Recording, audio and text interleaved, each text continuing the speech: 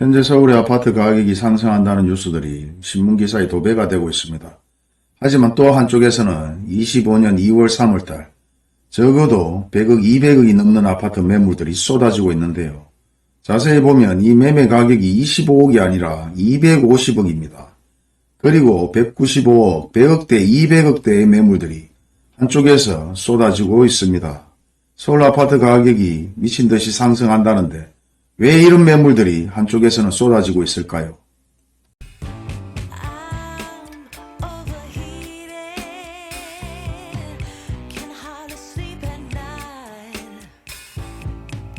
현재 제2의 IMF가 다가왔다 이런 얘기가 나오고 있음에도 불구하고 서울의 아파트 가격이 최고가를 찍었다. 그리고 계속해서 상승할 것이라는 얘기를 언론과 신문에서 서로 받아쓰기 하듯 경쟁하면서 계속해서 신문 뉴스 기사에 나오고 있고, 또 한편으로는 상위 1%라고 하는 사람들이 아파트 200억, 250억이 남는 매물들이 계속해서 증가하고 있습니다. 참 아이러니하죠. 돈이 엄청나게 많아서 100억, 200억짜리 아파트를 사는 분들이 지금 매물이 폭발적으로 증가하고 있는 이런 상황, 정말 아이러니합니다. 여러분들의 생각이 어떤지 궁금합니다. 최근 아파트 가격에 대한 얘기들이 다시 한번 나오고 있습니다. 결국은 서울 아파트 가격이 일시적으로 상승하거나 투자 투기를 하는 사람들의 움직임에 의해서 언론 뉴스는 그에 대해서 기사를 미친듯이 받아 쓰는데요. 물론 언론도 기업입니다. 기업이다 보니까 기업의 최우선은 이윤이겠죠. 자기들의 어떤 이윤, 그리고 구독자들이나 일반 국민들이 뉴스를 봐야 되기 때문에 서로 경쟁하듯이 그런 뉴스를 쓰는 것 같은데요.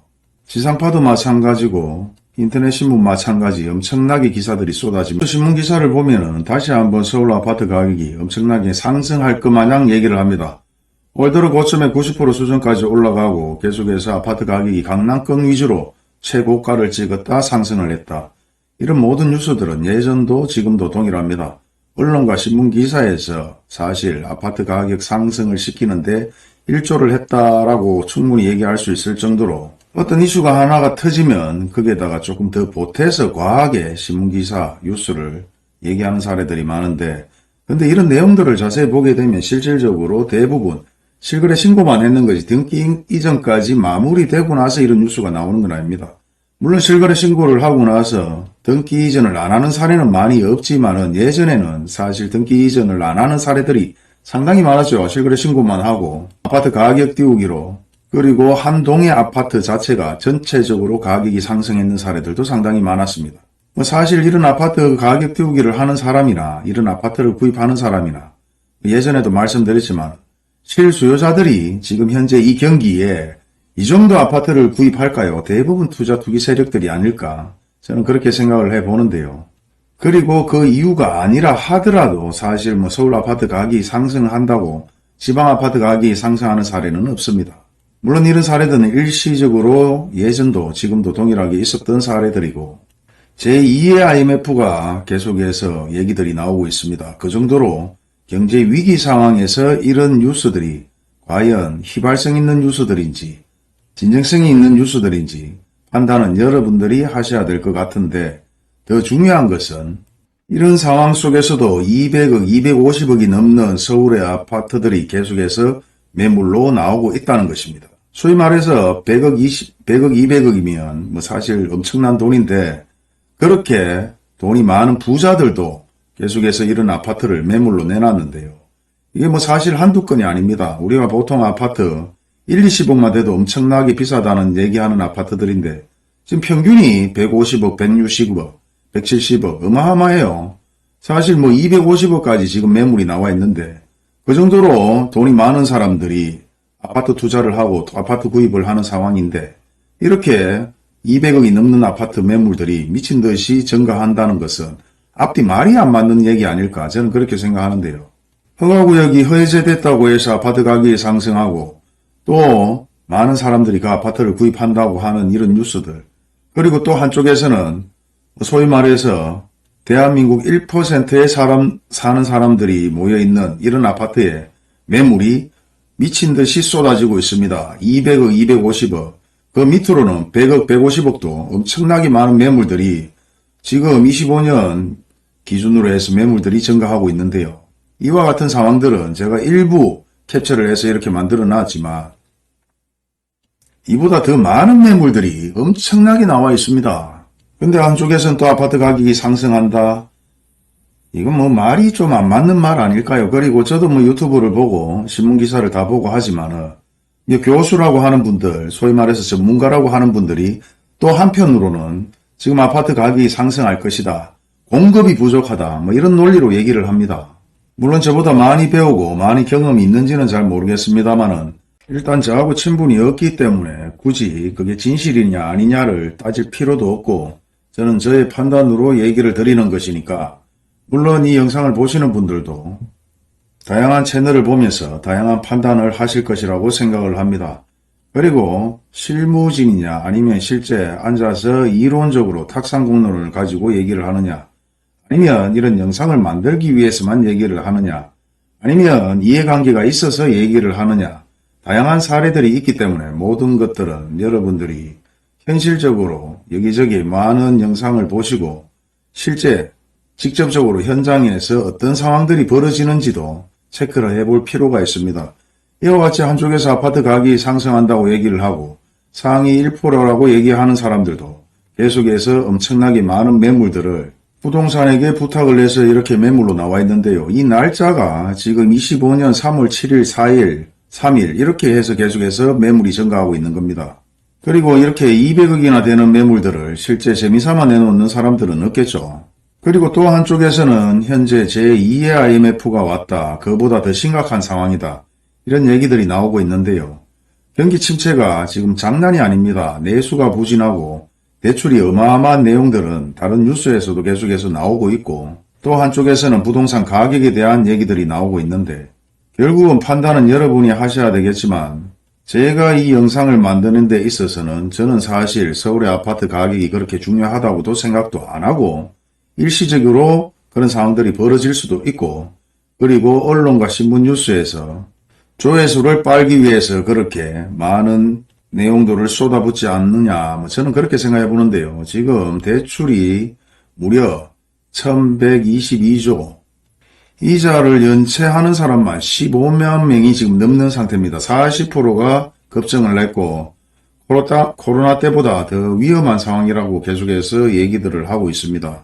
물론 유튜브로 돈을 버는 사람, 블로그로 돈을 버는 사람, 카페로 돈을 버는 사람 예전하고는 분위기가 완전히 바뀌었죠. 그냥 현장에서 미친 듯이 일을 해서 돈을 버는 사람보다 결국은 인터넷이나 주식 그리고 부동산으로 돈을 버는 사람들이 많습니다. 시대가 바뀌었다는 것은 여러분도 아실 겁니다. 여러분들도 신문 뉴스를 대부분 유튜브로 많이 보고 있고 저처럼 이렇게 유튜브도 방송을 하는 사람들 얘기들도 많이 접하고 있기 때문에 시대가 바뀌는 건 현실입니다. 하지만 그 시대의 흐름 속에서도 왜곡된 기사들과 왜곡된 자료들이 엄청나게 돌고 있기 때문에 여러분들이 현명하게 판단을 하지 못하면 세상은 더욱더 살기가 좋아졌다고 얘기하지만 예전보다 더 못한 상황으로 예전보다 더 힘든 상황이나 아날로그 시대보다 더 불편한 상황들이 만들어질 수도 있습니다. 그리고 이커머스의 대기업의 독식 서로 나눠 가지는 게 아니죠. 대부분 대기업들이 독식을 한다.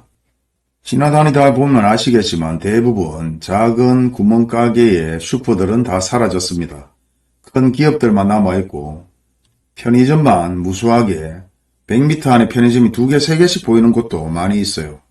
그리고 쿠팡, 네이버, 대형마트에서 대부분 우리는 인터넷으로 쇼핑을 하는 사람들이 대부분이고 슈퍼를 가지 않고 쿠팡에서 대부분 음식을 시키는 사례들도 대부분입니다.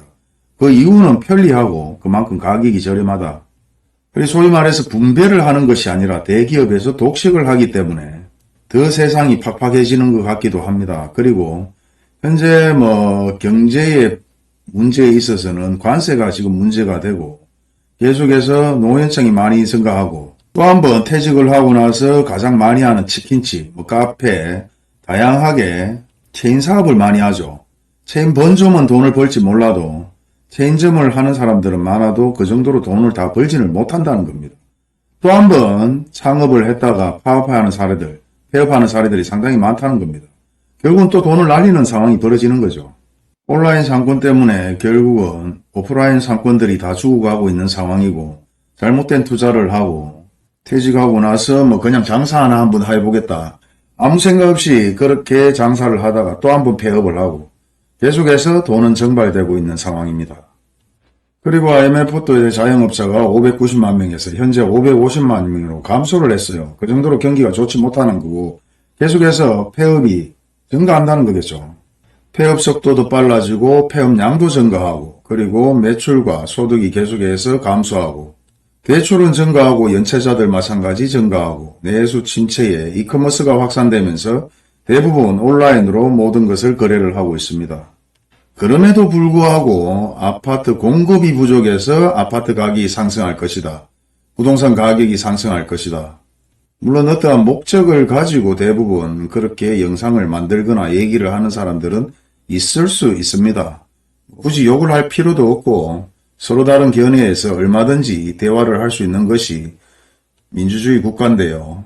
단지 여러분들이 제대로 된 판단을 하지 못해서 손해를 보는 사례들이 있을 수 있기 때문에 다양한 매체와 다양한 정보를 가지고 제대로 된 판단을 해야 된다는 게 오늘의 팩트죠. 그리고 더 중요한 팩트는 경제 위기 상황이 다가오고 있다. 아파트 가격 하락은 기정사실입니다. 단지 시간과의 싸움이고 부동산 가격 하락 마찬가지 당연한 거죠. 시간과의 싸움입니다.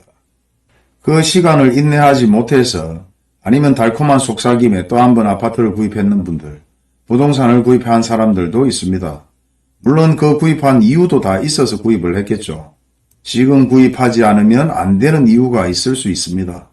하지만 그렇게 특별한 이유가 없다면 시간과의 싸움에서 조바심을 내지 마시고 조금 더 기다려 보심이 맞지 않을까.